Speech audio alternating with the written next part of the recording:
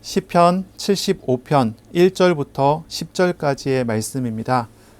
높이시고 낮추시는 재판장이라는 제목으로 우리가 함께 하나님의 말씀을 나누겠습니다. 이 시편 75편은 이제 공동체의 감사 기도라고 할 수 있고요. 또한 이제 예언시라고 할 수 있어요. 뭐 예언적인 설교시라고 해야 될까요? 이제 선지자적인, 이제 선지자가 하나님의 말씀을 받아서 선포하듯이 이제 선포되는 그런 시라고 할 수 있습니다. 이 시편 75편은요, 지난주 74편에 이어서 나오는 말씀입니다. 지난주에 우리는 아삽의 마스길이라고 하는 그런 이제 표제를 가지고 있는 74편을 통해서 교훈을 얻었죠. 이 시편 74편은 아삽과 공동체가 하나님과 단절되어 나타난 영적인 어떤 상황을 바라보고 하나님을 찾고 가난한 자로서 하나님을 의지하면서 하나님께 요청하고 기도하는 그런 내용이었어요. 성전의 파괴로 인해서 절망 중에서 하나님을 찾는 그런 기도였죠. 오늘 이 시편 75편은요, 이 시편 74편 기도에 이어서 이제 시편 74편은 하나님께 요청하고 끝났잖아요. 이제 75편은 하나님의 응답하심으로 읽을 수 있는 시편입니다. 하나님의 응답하심입니다. 이 시편 74편과 75편이 이제 기록된 상황은 좀 다른 것 같은데, 그런데도 이제 이것이 이제 이어질 수 있다고 보는 것은 이렇게 하나님께서 이 성경을 이 시편 74편과 75편을 이렇게 붙여놓고서 편집이 되게 하셨기 때문이고, 또 하나는 이제 그 내용에 있어서 이 두 가지가 이어지는 거예요. 사실 우리가 시편 75편이 기록된 자세한 상황은 알지 못합니다. 이 이제 배경에 대해서 읽을 수 있는 어떤 그런 내용들이 없어요. 하지만 이제 내용면에 있어서 이어지는 부분들이 있어요. 주제가 이어지죠. 시편 74편에서도 정한 때를 이야기했는데 75편에서 정한 때라고 또 하나님께서 대답을 하십니다. 두 번째는 이제 그 성소에서 성소를 찾아갔었던 그런 장면이라면 이 시편 75편은 성소에서 하나님 말씀하시는 장면이에요. 그리고 또한 74편은 왕이신 하나님에 대해 하나님을 찾는 그런 내용이라면 75편은 왕으로서 재판장으로서 이제 심판하시는 부분들이 이제 선포가 되죠. 그리고 또한 이제 창조의 하나님, 선미하시는 하나님을 찾았고 또 75편은 그러한 하나님이 선포되어지고 있는 거예요. 그래서 이러한 면을 우리가 봤을 때 시편 74편에 이어서 75편은 하나님께서 이 부분에 대해서 답을 주시는 그런 어떤 시편으로 우리가 읽어낼 수가 있고 받아들일 수 있는 그런 시편으로 우리는 볼 수가 있겠습니다.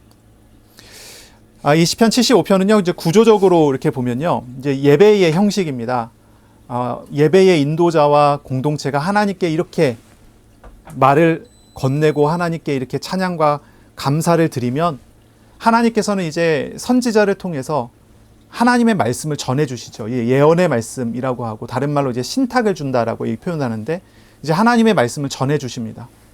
그리고 그 말씀을 다 들은 이 예배 인도자와 공동체는 거기에 대해서 이제 감사하고 거기에 대해서 반응해서 이렇게 하겠습니다라고 하나님 앞에 이제 약속을 드리는 그런 대로 이제 나아가는 것이 이 시편 75편의 말씀입니다.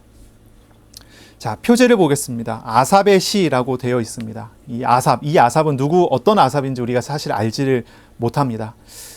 하지만 이제 아삽이든지 아삽의 후손이든지 이 성경의 이제 기록자로서 기록이 돼 있죠. 이제 그 다음은 인도자를 따라 부른 노래죠. 이거는 이제 공동체가 하나님 앞에 예배 때 드린 기도문이라고 할 수 있습니다. 알다스 헷에 맞춘 노래라고 되어 있습니다. 알다스 헷이라고 하는 말은 이제 파괴하지 마소서라는 뜻이에요. 파괴하지 마소서. 그러니까 이제 구원을 요청하는 어떤 그러한 내용이 담겨져 있죠.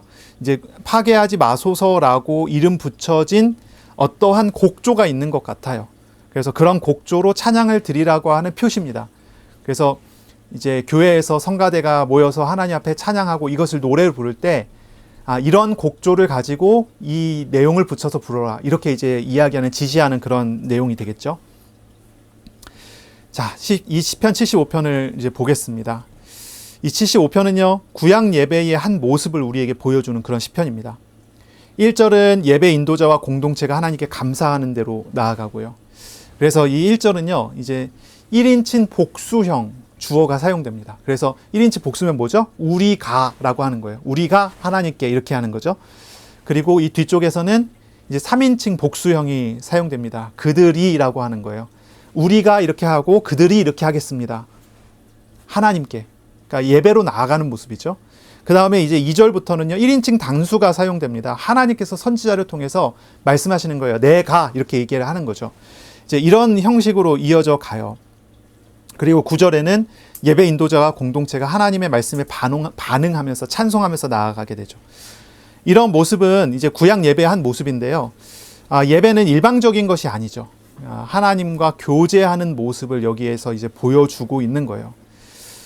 예배는요, 의례적인 종교 행사이거나 아니면 신도가 일방적으로 하나님께 나아가는 그런 모습이 아니에요.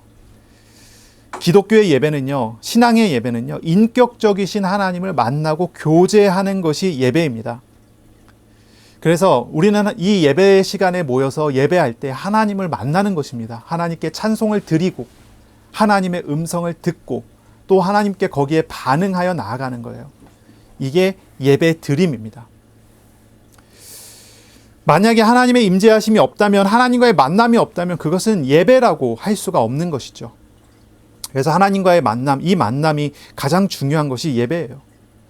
우리가 예배할 때 우리는 오직 하나님을 만나는 시간이 되기를 구해야 할 것입니다. 하나님과 교제하기를 구하고 하나님과 교제하는 시간, 그것이 예배가 참된 예배가 되는 시간이 됩니다. 한번 우리 자신을 한번 생각해 보셔요. 나는 하나님께 나 자신을 드리는 예배를 하고 있습니까? 그리고 하나님은 나에게 찾아와 이 예배 시간에 말씀해 주시고 만나주고 계십니까? 우리들이 이 사실을 놓치면 예배가 아니라 하나의 종교 행사가 돼버리고 마는 거예요. 하지만 이 사실이 회복이 되면 참 예배가 드려져요. 하나님을 만나는 시간이 되고 참으로 하나님께서 우리에게 응답하실 음성을 들려주는 시간이 되고 우리의 답답함과 우리의 소원을 하나님이 들으시고 우리에게 은혜 주시고 역사하시는 그런 시간이 되는 거죠. 참으로 하나님과 인격적인 교제와 만남을 누리는 것, 이것이 정말로 예배를 성공하는 길이라고 할 수 있습니다. 저와 여러분이 오늘 하나님과 교제하는 날 되시기를 바랍니다. 1절입니다. 하나님이여 우리가 주께 감사하고 감사함은 주의 이름이 가까움이라 사람들이 주의 기이한 일들을 전파하나이다 라고 이제 말합니다. 고백합니다. 여기에 1절에 이제 감사하고 감사한다 라고 이야기를 해요. 이제 감사를 2번 반복했어요.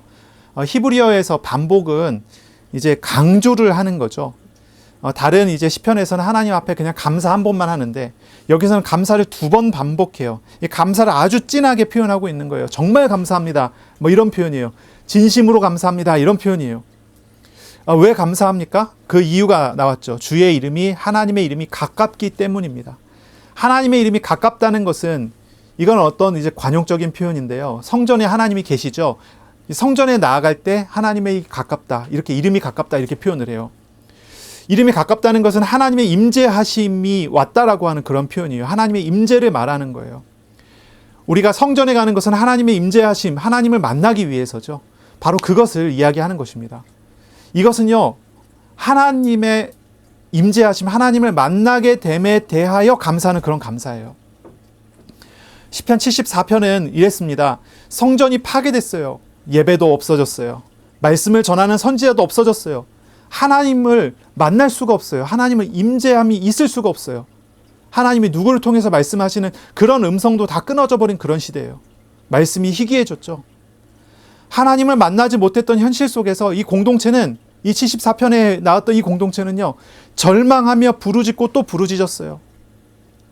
이들은 엄청난 절망 속에서 하나님을 찾았습니다. 그런데 이제 75편에 하나님을 만난 사람들이 하나님 앞에 고백하는 거예요. 감사하고 또 감사한다, 이렇게 말을 하는 거예요. 다시 하나님의 임재 속에서 예배드리게 된 것에 대해서 이들은 감격하고 감사하는 것입니다. 그 감사의 마음이 그냥 목소리로 그냥 말만 하는 게 아니에요. 막 속에서부터 막 우러나오고 막 터져 나오는 거예요. 그러니 한 번 감사가 아니라 강조하는 겁니다. 감사하고 또 감사합니다. 우리가 목마르지 않을 때 물을 마시면 그냥 물을 마시는 거죠. 그런데요, 아주 목마르다가 물을 마시면 어떻죠? 물맛이 꿀맛입니다. 물이 막 달아요. 그렇지 않습니까? 이 사람들은요, 하나님과 단절됨으로 인해서 하나님이 없는 삶을, 하나님이 없는 지옥을 경험했던 거예요. 그런데 이들이 다시 하나님을 만나게 된 것입니다. 이때 하나님의 임재하심이란 그들의 모든 갈증과 배고픔을 해소하는 일이었어요. 그들이 당한 모든 억울한 일을, 학대와 굶주림에 종말을 선고하는 판결이 된 것이 하나님이 만나주시는 바로 그 일이었던 거죠. 그래서 이들은 감사하게 된 것입니다. 감사하게 되는 거예요. 아직 이들의 문제는 다 해결되지 않았을지 모릅니다. 아직도 이들은 예루살렘은 파괴되어 있고, 이들의 살 집들은 무너졌고, 이들은 먹을 것이 없고 포로로 끌려가고 아주 집을 떠나 나그네처럼 살아가야 되는 어떤 그런 형편이었는지 몰라요. 그런데 이들은요, 하나님의 임재하심을 경험했을 때 그 모든 것이 별로 중요하지 않게 됐어요. 단 한 가지만 중요해요. 하나님이 나에게 오셨다는 그 한 가지, 이들은 감사하고 감사하는 겁니다. 하나님은 이들에게 오셨어요. 이들을 만나주셨어요. 또 이들의 고통을 짊어져 주시고 동행하시며 위로해 주시고 힘을 공급해 주시는 것입니다. 이들은 하나님을 만남으로 인해서 이 변화되어 가는 그런 은혜를 경험하는 거죠. 우리가 예배 통해서 하나님을 만나는 놀라운 일들이 우리에게 있기를 바랍니다. 하나님과 교제하는 일들이 있기를 바랍니다. 예수를 영접한 사람은 마음에 하나님이 오시죠. 그리고 하나님과 동행하는 사람이 됩니다. 하나님과 동행하는 삶을 살아가는 그런 사람이 됩니다. 늘 하나님과 동행하는 삶을 살아가는 사람은 하나님과 동행하는 것이 얼마나 놀라운 일인지 잘 모를 수 있을지도 모르겠어요. 너무나 당연한 일상적인 일이니까요. 그러나 하나님과 동행한다는 것은요, 그냥 일반적인 그런 사건은 분명히 아닙니다. 이건 아주 놀라운 일이에요. 놀라운 일입니다. 여러분, 여러분의 실상을 보시기 바랍니다. 실상을 보세요. 여러분이 누구입니까? 내가 누구입니까? 그리고 하나님은 누구십니까? 그리고 그 하나님이 나에게 어떻게 하십니까? 어떻게 함께 하십니까? 우리의 실상을 보세요. 우리는 어디에서 위로를 받고 어디에서 힘을 얻습니까? 어디에서 우리는 감사가 터져 나옵니까?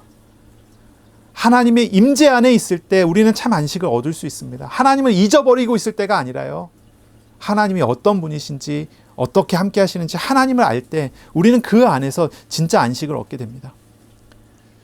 오늘 그리고 이 주간에 하나님의 임재하심을 간구하시고요, 하나님의 임재하심을 알기를 간구하시고요, 하나님을 의지하여 동행하는 삶을 살아가기를 간구하시기 바랍니다. 하나님의 도우심과 하나님의 위로하심이 우리와 함께 할 것이며 우리에게 이와 같은 감사가 터져나오는 은혜를 부어주실 것입니다. 자, 2절부터는요, 이제 주어가 바뀝니다. 1인칭 이제 단수로 변화가 됩니다. 우리 개역 개정판 성경은요, 이제 주의 말씀이라고 하면서 이 말을 붙여놨는데요. 원래는 이제 원어를 보면 이 주의 말씀이라고 하는 이 말은 없어요. 이걸 붙여놓은 이유는 2절부터 나오는 말이 하나님의 말씀이라고 하는 표시를 내준 거예요. 자, 이렇게 시작이 됩니다. 내가 정한 기약이 이르면 내가 바르게 심판하리니. 이제 뜬금없이 얘기가 나오는 거죠. 누가 말을 한다고 하는 표시가 없이 뜬금없이 이야기가 시작이 돼요. 이건 하나님의 음성입니다. 하나님의 말씀입니다. 땅의 기둥은 내가 세웠거니와 땅과 그 모든 주민은 소멸되리라 하시도다 라고 이야기합니다. 자, 임재하여 주신 하나님은, 만나 주신 하나님은 이제 말씀하십니다. 하나님이 정한 기약이 이르면 심판하겠다라고 말씀하십니다. 정한 기약을 말합니다. 하나님은 시간표를 말씀하세요. 시간표. 이 사람들은 하나님 앞에 자신들의 회복을 구했을 것입니다. 자신들의 삶의 구원을 구했을 것입니다. 나라의 회복을 구했을지도 모릅니다. 유다 왕국이 회복되게 해주십시오. 성전이 회복되게 해주십시오. 이런 기도를 했을지 모릅니다. 그런데 하나님은 이들에게 말씀하시기를 첫 마디가 적절한 때를 기다리라고 말씀하시는 거예요. 적절한 때를 기다려라. 지금 어려운 것은 어떻게 합니까? 지금 어려운 것은 하나님께서 땅에 기둥을 세우셨다라고 말씀하십니다. 곧 하나님께서 정한 기약에 변화를 일으킬 것이에요. 곧 정한 기약에 하나님은 심판을 나타내실 것입니다. 저 악한 자들은 심판하시고 하나님이 택한 자들은 구원하실 것입니다. 그러니 정한 기약을 기다리라는 것입니다. 대신 그때까지 어떤 일이 있을 것입니다. 땅의 기둥은 내가 세웠거니와, 땅의 기둥에 대해서 이야기하십니다. 자, 그 뒤에는 이렇게 얘기하죠. 땅과 그 모든 주민은 소멸되리라 하시도다. 이게 이제 소멸되리라 라고 표현했는데, 이 소멸된다는 말은 무그라는 단어입니다. 이건 녹이다라는 말과 요동치다라는 말입니다. 소멸되리라 보다는요, 이제 문맥상 봤을 때는 요동치다라고 번역하는 것이 더 자연스럽습니다. 하나님이 땅에 기둥을 세우셨는데 땅이 흔들리는 상황, 이걸 이야기를 하는 거예요. 땅이 흔들리는 상황은 지진을 이야기할 것입니다. 다시 정리해서 말하면요, 땅이 진동하는 상황이 있을 수 있어요. 그리고 거기에 사는 사람들은 비틀거리는 그런 상황이 있을 수 있어요. 요동치니까요. 그런데 거기에 땅에 기둥을 세우신 분이 계시다라는 거예요. 땅에 기둥을 세우신 분이 계시다. 그러니까요, 이 3절은 이렇게 번역을 할 수 있는 거예요. 땅을 지탱하시는 하나님이, 기둥을 세워 우리를 안정시키시는 하나님이 계시다라고 하는 말을 우리에게 전해주고 있는 거예요. 정한 기약이 이르기까지 여러 가지 우리를 흔드는 일이 있을 수 있어요. 우리의 삶에 고난이 있을 수 있어요. 우리의 육신의 질병이 있을 수도 있고요. 우리에게 어떠한 시험이 있을 수도 있습니다. 그러한 것으로 인해서 우리는 흔들릴 수 있어요. 그러나 땅에 기둥을 세우신 분이 계시다는 것을 보라는 것입니다. 하나님은 땅의 기둥을 세우신 분이십니다. 택한 백성이라면, 예수를 영접한 사람이라면 흔들리도록 내버려 두시지 않습니다. 땅의 기둥을 세우시는 것처럼 그를 안정되게 세우시는 분이 우리의 하나님이십니다. 어떻게 하나님께서 우리의 이제 삶을 지키십니까? 어떻게 우리를 안정시키십니까? 구체적으로 한번 생각해 보시면 이렇습니다. 주께서는 자기 백성의 짐을 짊어지시고 동행하시는 방식으로 우리를 지키십니다. 자기 백성의 고통을 함께 하시면서 인내하도록 해 주십니다. 공중의 새를 먹이시는 것처럼 택한 백성을 지키시는 하나님을 경험하게 해서 그 날을 기다릴 수 있는 힘을 더하여 주시는 것입니다. 하나님은요, 흔들리는 모든 것을 안정되고 확고하게 만드시는 그런 하나님이십니다. 하나님의 통치 아래에서는 모든 혼돈은 안정과 질서를 가지게 됩니다. 하나님의 택한 백성은 참 기둥 대신 그리스도 안에서 참 안식을 얻을 수가 있게 되는 거죠. 그러므로 성도들은 어떻습니까? 하나님의 임재하심, 하나님을 만나고 있는 그 성도들은 하나님만을 굳게 의지하며 나아가면 됩니다. 그 안에서 하나님이 주시는 안정감과 하나님이 주시는 평안을 경험하게 되고, 그 안에서 하나님을 의지하여 때를 기다리는 인내를 배울 수 있게 됩니다. 우리가 환난 중에 있을지라도 하나님의 때를 기다릴 수 있는 이유가 있습니다. 그것은 하나님께서 우리를 짊어지셨고, 그리고 또한 하나님께서 언제나 우리를 도우시기 때문입니다. 저와 여러분이 매일매일 하나님의 손을 의지하며 나아가는 그런 이 주간 우리의 삶이 되시기를 바랍니다. 아멘. 실제 예를 한번 생각해 볼 수가 있어요. 바벨론 포로 시기에 믿음의 사람들이 있었습니다. 바벨론 포로 시기에도 믿음의 사람들이 있어요. 성전이 무너졌잖아요. 그럼에도 불구하고 그 날이 회복되기까지 하나님과 동행한 사람들이 있어요. 하나님은 이 포로 중에 있는 사람들을 짊어지시고 동행하셨어요. 그들은 포로 중에서도 환난 중에서도 하나님 의지하면서도 평안을 누렸습니다. 다니엘서를 보면 다니엘, 하나냐, 아사랴, 미사엘 같은 사람들이 나옵니다. 이 사람들은 어떻습니까? 그 사람들은 하나님만을 의지하며 살아갔습니다. 굉장히 어려운 시험과 문제들이 눈앞에 계속 있었지만 그들은 하나님과 동행했고, 그들은 하나님 안에서 평안히 주님과 동행하는 삶을 살아갔습니다. 그들은 하나님만을 의지하며 살아갔습니다. 환난을 당했지만 그 속에서 하나님과 동행했던 예들이 참 많이 있습니다. 그 중에 또 한 사람은 이제 창세기에 나오는 요셉과 같은 사람입니다. 요셉은 이집트의 노예로 팔려갔지요. 그곳에서 노예 생활을 했습니다. 그는 환난을 당한 것입니다. 그는 때를 기다립니다. 하나님의 때를 기다립니다. 때를 기다리며 그들은 하나님과 동행하는 삶을 삽니다. 노예로 살아가지만 그 노예 삶을 짊어지신 하나님과 동행하기에 그는 형통한 자가 되었다는 그런 평가를 받습니다. 감옥에 갔었지만은 그는 그곳에서도 하나님과 동행하였기에 죄수를 관리하는 죄수가 되는 그런 자리에 있게 됩니다. 그리고 하나님의 때가 이르렀을 때 그는 총리가 되었고, 그리고 그 총리가 된 다음에 그는 또한 교만하지 않았습니다. 언제나처럼 하나님을 의지하며 하나님과 동행하는 그런 삶을 살아갔던 것이죠. 모든 상황이 그대로 있을 수 있습니다. 모든 상황이 아직 환난과 아픔과 고통 속에 있을 수 있습니다. 그런데요, 우리에게 찾아오신 하나님을 만나게 된다면 그 모든 것은 이제 우리가 승리할 수 있는 발판이 되게 됩니다. 하나님께서 우리와 함께 하시고 우리에게 힘을 주시기 때문입니다. 하나님께서 우리에게 기둥이 되어 주시기 때문입니다. 땅의 기둥이 되어 모든 흔드는 것들을 안정되게 만드시는 분이 우리 가운데 계시기 때문입니다. 우리에게 은혜 주시고 우리를 도우심으로 우리가 그날에 이르기까지 기다리게 하시고 또 영원한 저 하나님의 나라에 가기까지 은혜를 누리게 하십니다. 그리스도로 영접한 사람은요, 이 하나님의 도우심 속에 살아갈 수 있는 신분을 가진 사람이에요. 우리를 짊어지신 하나님을 바라보고 의지하며 나아가시기 바랍니다. 하나님께서 평안과 안식으로 동행하실 것입니다. 그러나 악한 자들의 상황은 다릅니다. 4절, 5절입니다. 내가 오만한 자들에게 오만하게 행하지 말라 하며 악인들에게 뿔을 들지 말라 하였노니 너희 뿔을 높이 들지 말며 교만한 목으로 말하지 말지어다. 이렇게 이야기합니다. 6절, 7절도 보겠습니다. 물은 높이는 일이 동쪽에서나 서쪽에서 말미암지 아니하며 남쪽에서도 말미암지 아니하고 오직 재판장이신 하나님이 이를 낮추시고 저를 높이시느니라. 10절도 보겠습니다. 또 악인의 뿔을 다 베고 의인의 뿔은 높이 들리로다. 하나님은요, 재판장이신 하나님은요, 그 날을 이야기하며 하나님의 백성을 땅의 기둥으로 안정되게 도우시겠다라고 표현을 하십니다. 그러나 악인에 대해서는 경고하십니다. 교만한 뿔, 오만한 뿔에 대해서 경고하십니다.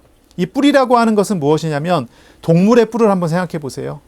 이거는요, 위엄, 능력, 힘, 권세의 상징입니다. 이 오만함과 교만함의 뿔은 누구를 말합니까? 악한 왕을 말할 것입니다. 악한 왕. 그러니까 이 바벨론 포로 시기에는 이제 바벨론의 왕과 그리고 이 바벨론의 장군들과 이 권세 있는 자들, 이런 사람들을 두고서 이야기하는 것일 수 있죠. 또한 하나님을 대적하는 지도자들을 의미할 수 있습니다. 더 넓게 보면요, 자기 자신을 높이려 하고 하나님보다 자기 자신을 높게 평가하고 오만하게 생각하는 모든 교만한 사람들을 지칭하기도 합니다. 하나님은요, 하나님의 날에 곧 심판의 때에 교만하고 오만한 이들은 모두 심판받게 될 것이라고 경고하십니다. 결국 그날이 되면 하나님에 의해서 악한 자의 뿔은 모두 제거되게 될 것입니다. 다 베어지게 될 것입니다. 6절, 7절에 보면 그렇습니다. 높이고 낮추는 일은 모두 하나님의 주권 아래에 있습니다. 높이고 낮추는 일은 다 하나님 주권 아래에 있어요. 어느 누가 스스로를 높일 수 있습니까? 어느 누가 스스로 높아질 수 있습니까? 그렇지 못합니다. 동쪽에서나 서쪽에서나 남쪽에서 높이는 일이 있을 수 없습니다. 오직 하나님만이 높이시는 분이십니다. 하나님만이 높이시는 분이십니다. 교만한 사람, 오만한 사람은 그 뻣뻣한 목이 꺾일 날이 다가오고 있다는 사실을 알아야 합니다. 저와 여러분, 우리들은요, 이 교만함과 오만함을 경계해야 합니다. 경계해야 돼요. 5절에 얘기해요. 너의 뿔을 높이 들지 말며 교만한 목으로 말하지 말라. 우리는 스스로의 능력이나 지혜를 자랑하지 말아야 합니다. 사람이 지혜로워 봐야 얼마나 지혜롭겠습니까? 세상적으로 부지런한 계산을 가지는 것보다 계산 없이 하나님의 말씀에 순종하는 느린 판단이 더 낫습니다. 그렇지 않습니까? 세상의 지혜를 아무리 많이 가진다고 하더라도 그것이 하나님의 어리석음보다 못한 것입니다. 하나님은 지혜 위에 계시고 하나님은 우리의 생각 위에 계십니다. 정확하고 오류가 없으며 그리고 나를 사랑하셔서 나에게 주시는 하나님의 말씀을 따라가는 것이 가장 지혜로운 것입니다. 말씀을 따라 하나님의 인도하심을 받아 나아가는 것이 가장 지혜로운 삶이 될 것입니다. 그러므로 계산을 좀 내려놓으세요. 판단을 좀 내려놓으세요. 계산하고 판단하려면 하나님의 말씀에 의지해서 계산하고 하나님의 말씀에 의지해서 판단하세요. 하나님을 제외하고 하는 것은 그것은 교만한 것이고 그것은 오만한 것입니다. 겸손히 하나님 앞에 서시기 바랍니다. 그것이 우리가 배워야 할 지혜입니다. 그것이 우리가 얻어가야 할 바른 태도입니다. 그러므로 말씀 앞에 모든 것을 세우는 것입니다. 말씀 앞에 모든 것을 따라가는 것입니다. 세상은요, 어떤 중요한 어떤 이론들을 시대마다 계속 내놓습니다. 이 시대에는요, 이것이 진리인 것처럼 자꾸 설명합니다. 그런데요, 한 세대가 지나면요, 그것은 더 이상 진리가 아닙니다. 왜 그렇죠? 세상의 진리라고 하는 것이, 세상에 옳다고 이야기하는 것은 사실은 옳은 것이 아니기 때문이에요. 그래서 그것은 반된 일을 만나게 돼요.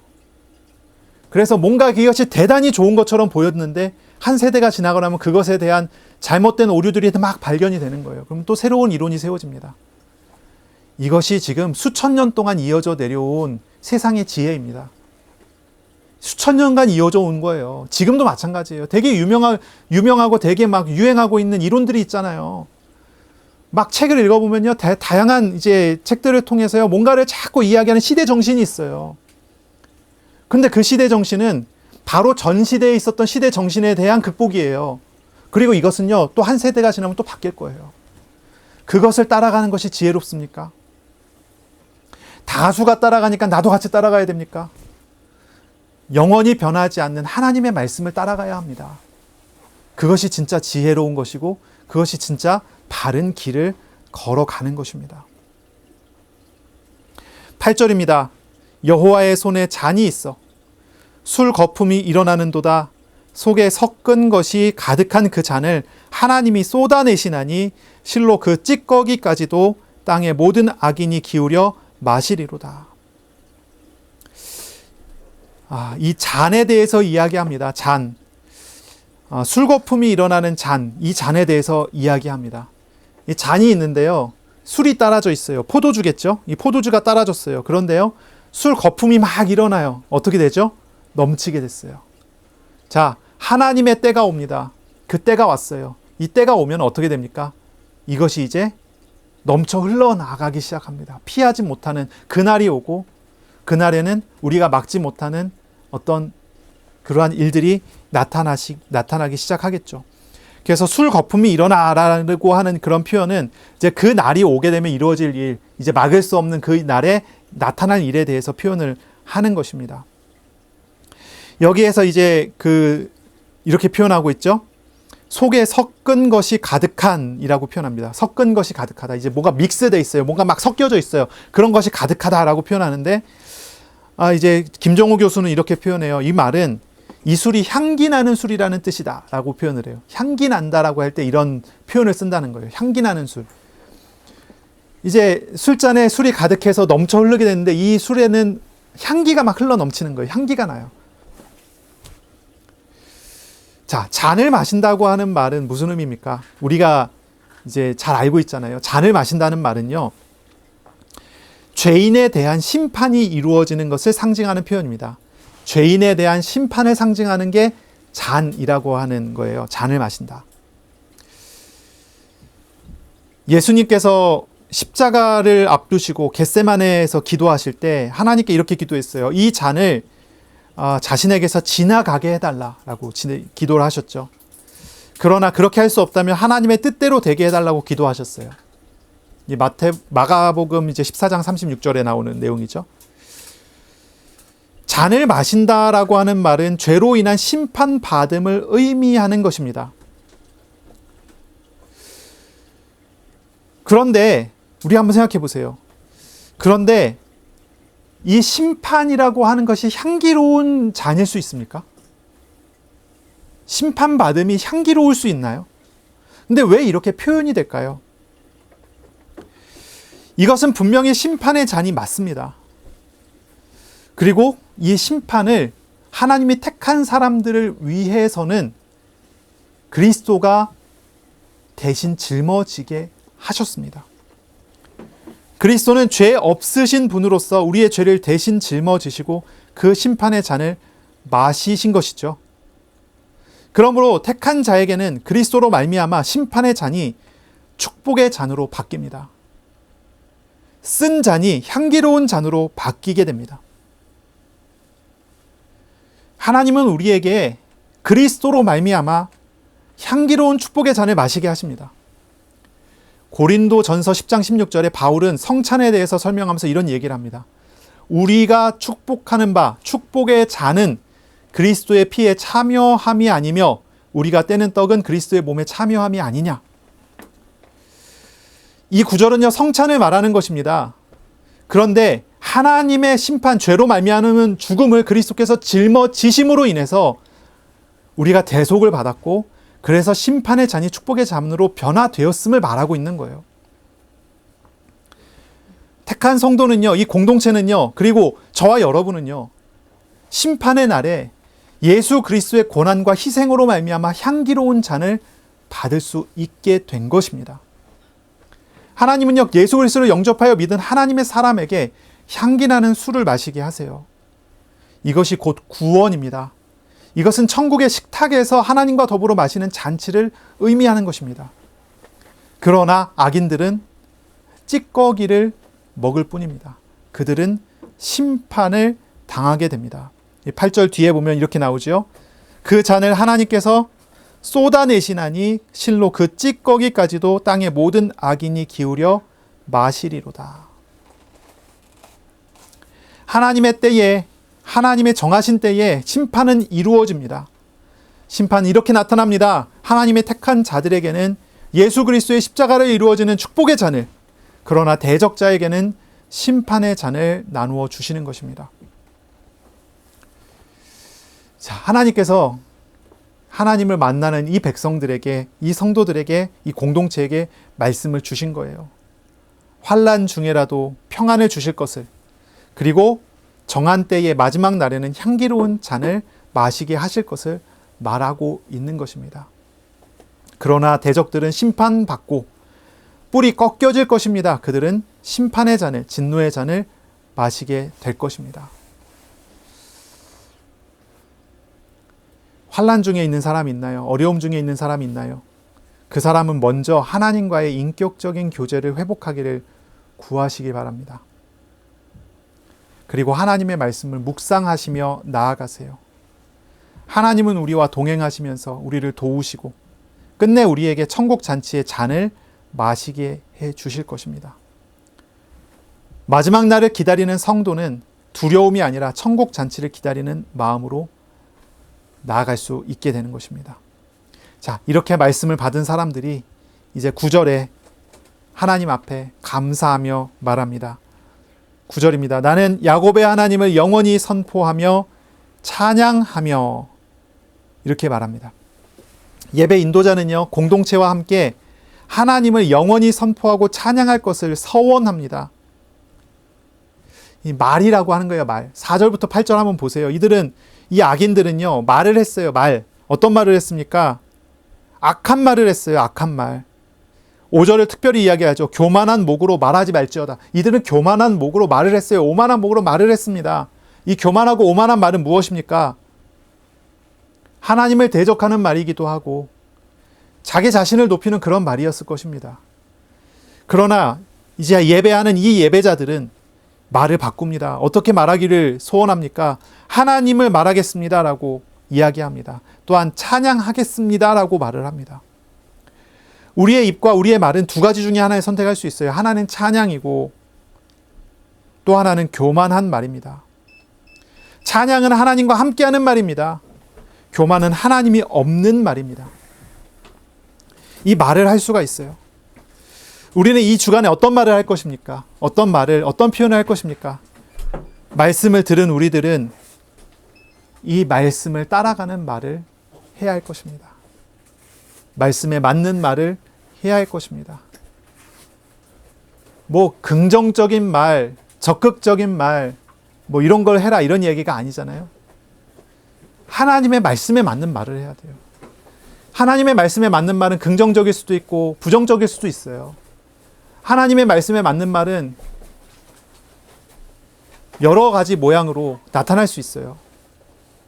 하나님의 말씀에 맞게 말을 하는 것입니다. 하나님의 말씀을 우리가 묵상하고 기도할 때 우리는 그 말씀이 우리 마음에 담겨 있을 때 우리의 말은 그 말씀을 따라서 나오게 됩니다.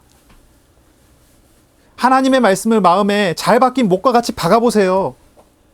그러면 거기에서 우리의 생각에 걸려지고 우리의 마음이 걸려집니다. 그리고 거기에서부터 나오는 거예요. 말씀을 들은 이 공동체는요, 하나님 앞에 그 말씀을 따르겠다고, 그리고 그 말씀을 따라 이렇게 하겠다고 서원하는 그런 모양과 모습을 보여줍니다. 이것이 하나의 우리에 있어서 예배 드리는 자의 한 좋은 모범이라고 할 수 있겠습니다. 이 주간에 정말 하나님을 알아가고 말씀을 따라가고 믿음의 찬양이 드려지는 저와 여러분이 되기를 바랍니다. 아멘. 자, 10절은 이제 공동체가 그 말씀대로 될 것을 믿는 믿음의 고백입니다. 자, 10절입니다. 또 악인의 뿔을 다 베고 의인의 뿔은 높이 들리로다. 이렇게 표현하는데요. 여기에 이제 그 주어가 3인칭 단수 주어가 이렇게 붙어야 됩니다. 이렇게 읽으면 됩니다. 그가 악인의 뿔을 다 베고 의인의 뿔은 높이 드시리로다. 이렇게 읽으면 됩니다. 그러니까 이제 말씀을 받고 난 다음에 하나님 앞에 내가 이렇게 하겠습니다라고 이야기하고 하나님은 이렇게 하실 것입니다라고 고백하는 이 고백으로 마무리하는 거죠. 하나님이 말씀하신 대로 하나님은 악인들의 뿔을 베실 것이고요. 의인들의 뿔은 높이 드실 것입니다. 라고 고백하면서 이 시가 마무리되는 거죠. 하나님은요, 말씀을 반드시 이루시는 분이십니다. 하나님은 말씀을 반드시 성취하시는 분이십니다. 만약에 하나님의 말씀이 이루어지지 않는 것이 있다면 우리는 그분이 하나님인가를 의심해야 합니다. 그렇지 않나요? 그렇습니다. 내가 하나님의 자녀가 맞다면 내가 하나님께 기도하는 그 기도는 하나님 다 들으십니다. 그리고 하나님의 선하신 뜻대로 응답하십니다. 만약에 하나님께서 나에게 응답하시지 않고 듣지 않으신다면 내가 믿는 그분이 하나님이신가를 의심해 봐야 됩니다. 좀 이렇게 좀 강한 표현이긴 한데요. 우리의 확신에 대해서 이야기를 하는 것입니다. 우리의 확신에 대해서 설명하는 거예요. 하나님은 선하시다라고 하고 하나님은 사랑이시다라고 해요. 하나님 안에 조금의 악이라도 있다면, 하나님 안에 조금의 거짓이라고 있다면 그분은 하나님이 아닌 거예요. 그분은 하나님이 아니게 됩니다. 성경에서 우리에게 계시해주는 하나님은 지극히 선하신 분이에요. 성경에서 우리에게 계시하시는 하나님은 조금 더 거짓이 없으신 진실하신 분이시고 신실하신 분이세요. 자기 자녀를 위하여 사랑을 베풀어 주신 하나님이세요.